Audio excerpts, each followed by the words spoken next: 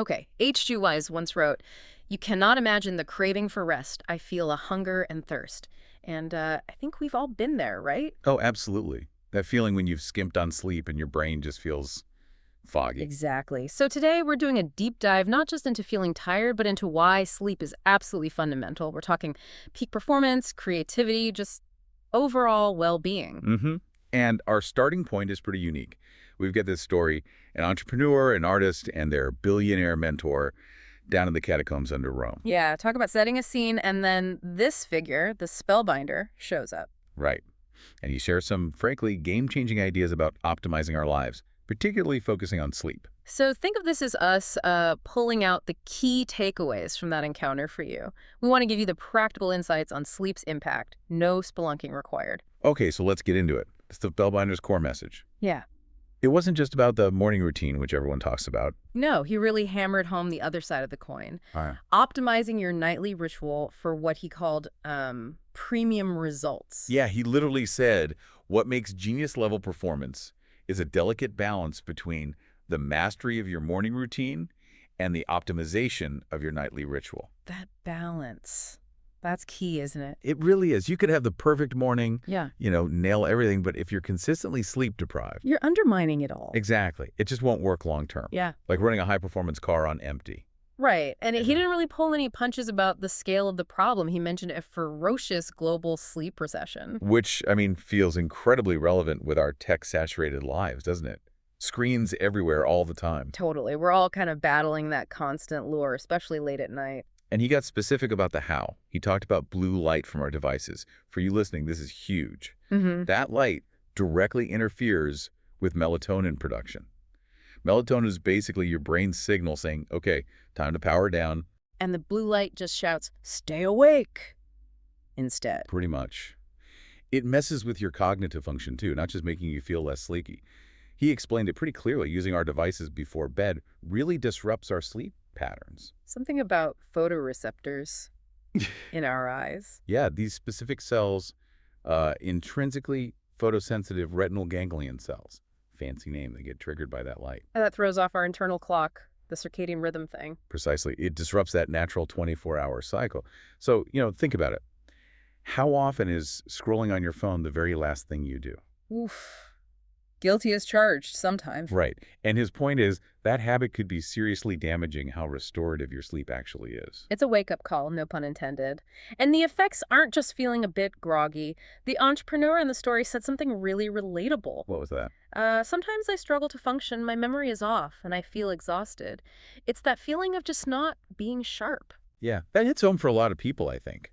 And there are solid biological reasons for it. Sleep isn't just downtime, it's active repair time. The Spellbinder mentioned the brain's washing process. Okay, that sounds intriguing. The brain washes itself. Sort of, yeah. Yeah. While you sleep, your brain works to clear out metabolic waste, toxins that build up while you're awake, like a nightly deep clean for your neurons. Wow, so it's literally mental maintenance. Exactly. Crucial for keeping your thinking clear. And then there's the hormone side of things, specifically human growth hormone, HGH. Right, HGH, we hear about it, but the sleep connection. It's massive. He pointed out that something like 75%, 3/4 of your daily HGH is released during sleep. 75%. Okay, so what does HGH actually do for us? Well, a lot.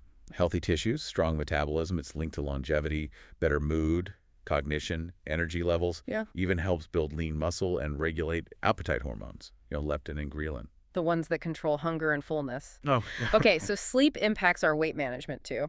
definitely. And he also touched on how exercise fits in, referencing something called pocket number 1 of the 20-20-20 formula.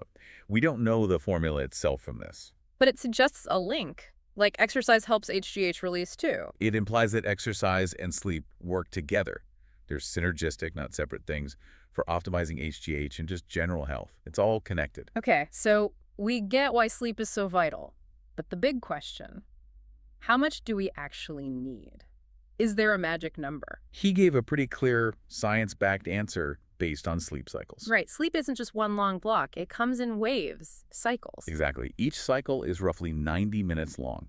And the recommendation, based on the research he cited, is to aim for 5 complete cycles per night. 5 times 90 minutes. Okay, Yeah. carry the one. That's 7.5 hours. Yep, 7.5 hours is the target for getting those full restorative cycles in. That feels achievable, a concrete number. But didn't he also mention something about too much sleep? He did. And that's important too. It's not just about avoiding deprivation. Apparently, research shows that consistently sleeping too long, like 9 hours or more, can also be detrimental, linked to a shorter lifespan, surprisingly. Really? So there's a downside to overdoing it, too. Seems so. Yeah. It's about finding that sweet spot, that optimal duration for your body to do its repair work.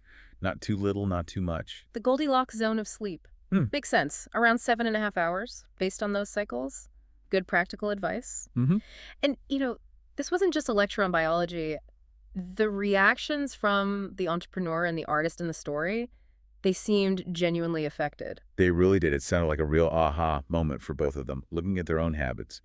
They made commitments right then and there to change their pre-sleep routines. Yeah, the entrepreneur specifically said she'd rework her evenings to support waking up refreshed at 5 a.m. That takes dedication. It does. Yeah. And the artist mentioned something about needing the 66-day minimum to make it automatic. Right, that idea that building a habit takes time and consistency. Which is encouraging, really. Mm-hmm. It suggests that prioritizing sleep might feel like effort at first, but it can become second nature. Definitely. And sort of woven into all this, even if it wasn't spelled out as a separate point, was this bigger idea from the spellbinder, wasn't? You mean about the broader impact? Yeah, this sort of vision he had. That if everyone actually got enough good sleep and focused on well-being. The world might just be a less negative, more creative place. Exactly. It's quite profound when you think about it, that this personal habit could have such huge ripple effects. It really positions sleep not just as self-care, but maybe even as a contribution to a better society. It's a powerful thought. So, as we kind of wrap up this deep dive into what the spellbinder shared down there in Rome. It really brings it back to you listening now. How can you use these insights? Sleep is a foundation for, well, a better life, better performance. For sure. So the question to maybe mull over is, based on all this, what's one small thing, one tiny adjustment you could realistically make to your routine tonight? Just one thing. Yeah, one change that might unlock a bit more energy, a bit more focus for you tomorrow. Could be anything, right? Maybe putting the phone away an hour before bed, no screens in the bedroom. Or just dimming the lights earlier, maybe reading a physical book, creating some kind of wind-down ritual. It's worth taking a moment to think about your own habits. Maybe even dig a little deeper into sleep cycles or blue light if you're curious. Absolutely, because the big takeaway here from this rather unusual encounter in the catacombs Is that sleep isn't optional. It's not a luxury. No, it's a core strategy. It's fundamental for optimizing pretty much everything: your mind, your body, your mood, your creativity. It's the groundwork for living a more, vibrant and effective life.